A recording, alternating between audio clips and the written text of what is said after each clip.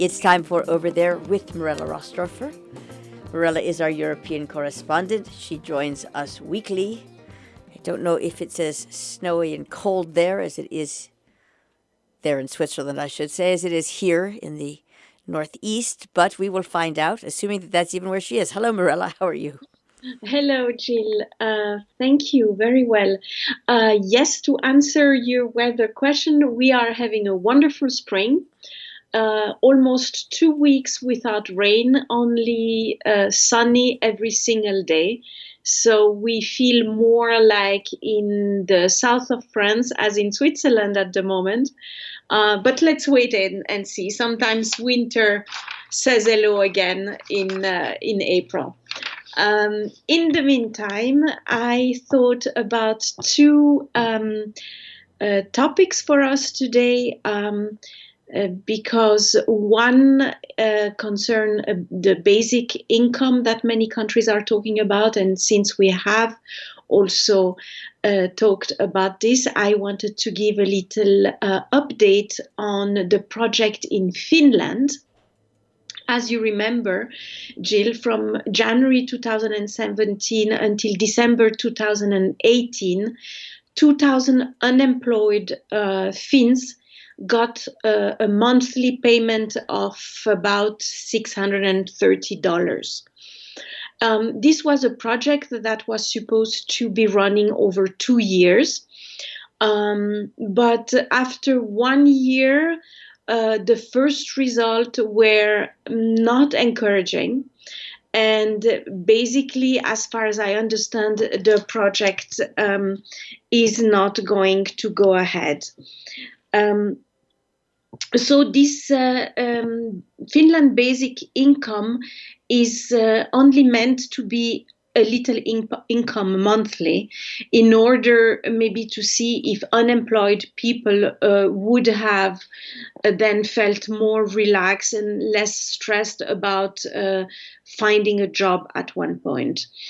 And what happened, according to the reports, is that while people were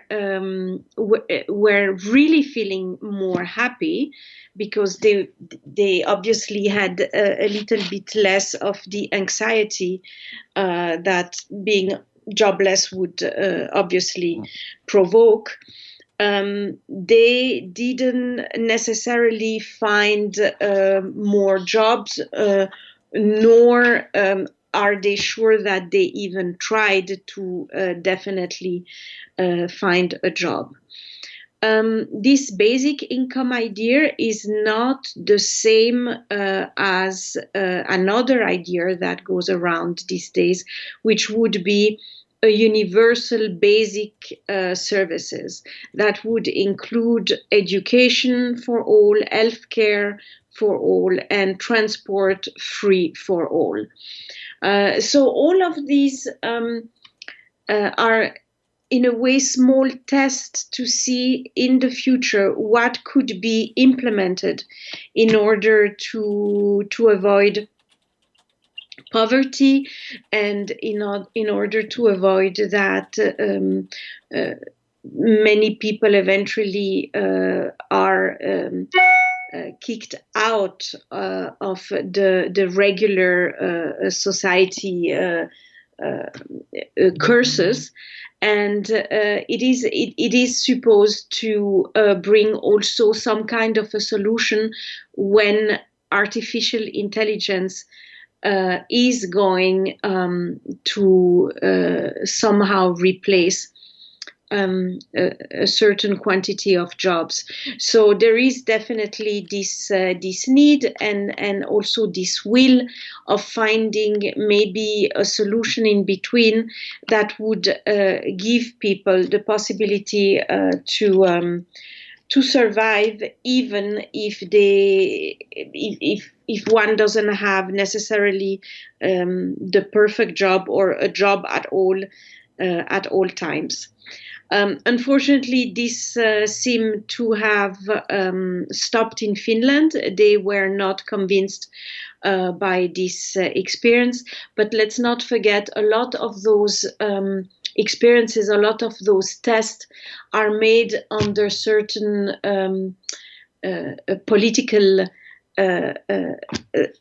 status, and that change sometimes, and those shifts also bring change in anything that as experimental as a universal basic income. So that would be for Finland. Now, what has been really extremely interesting in the last past days is the polemic around the church and Pope Francis and how he deals with child sex abuse. I think this is a topic that is more actual than ever because, of course, now of the fact that Cardinal George Pell has been convicted for abusing 2 choir children in Melbourne in 1996. This is definitely one of the highest ranking person in the church. He was also the treasurer in the Vatican and quite close to the Pope, according media reports.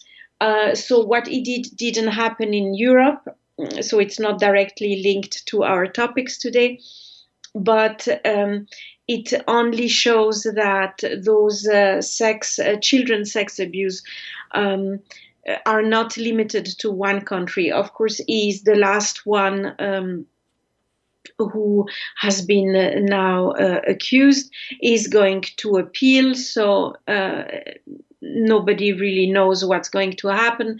But the fact is that those abuses have taken place in the US, in Europe, in Australia, in South America, in Africa.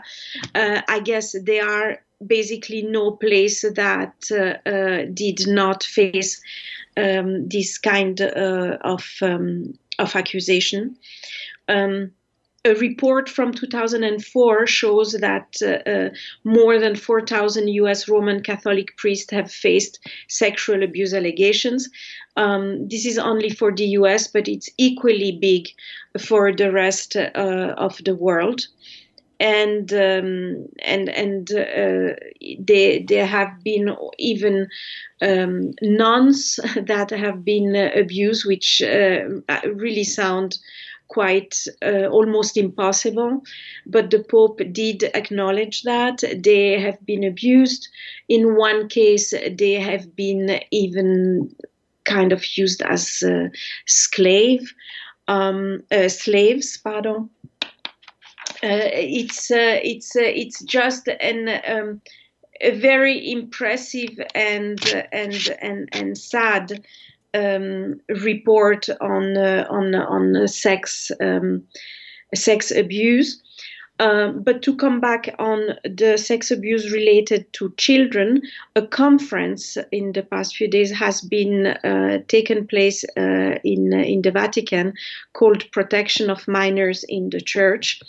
The Pope made a very long speech that satisfied some and not others. He has been talking about sex abuse being the tool of Satan, of the devil. He has been also saying that abuse is even worse, obviously, in the church because it is supposed to live by its own standards, and that sense of ethical values and moral authority is really at the source of the church credibility. Concretely, what does that mean? There are some new guidelines for bishops This is supposed to prevent abuse and punish the one who abuse.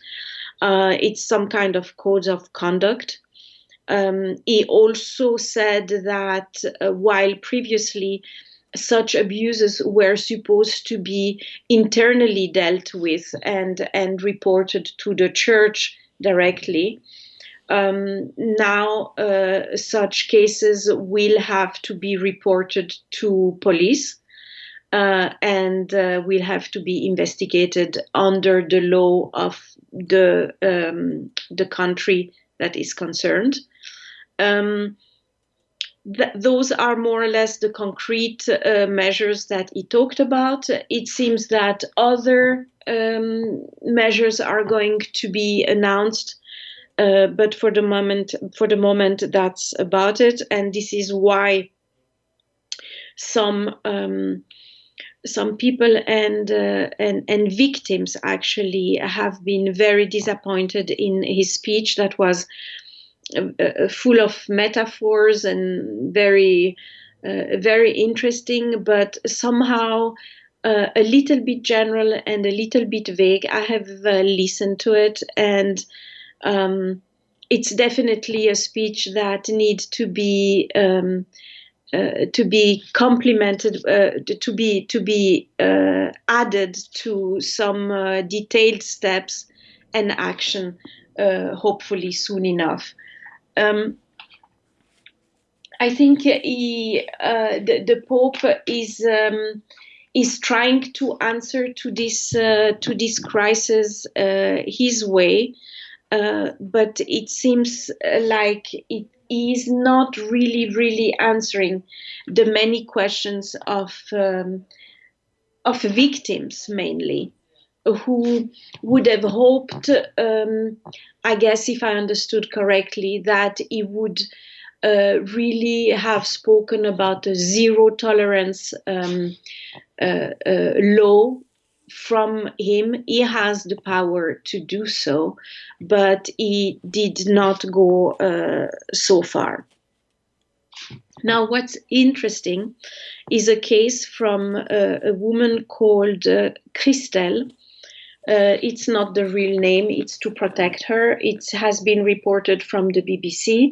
It was a sexual abuse between 2010 and 2011 until the day she was raped. And what she says that I thought was quite interesting is that he was unable to control himself. He had a split personality. And I think that maybe this is really the point where the Pope is having the most difficulties in condemning these actions. Is though not really talking about the source of those terrible acts, and is not really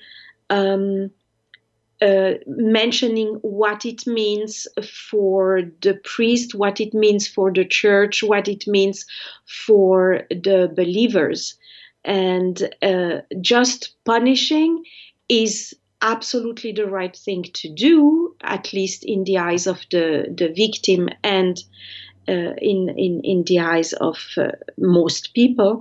But there is a work to do that is more deeper than that. And it looks like the Pope is either not willing to do so or does not know exactly how to proceed in a matter that is so deeply disturbing, unacceptable, and that basically also shatters all the beliefs of so many people. And it is not exaggerated to say that all of these abuses definitely have a huge impact on the credibility of the church.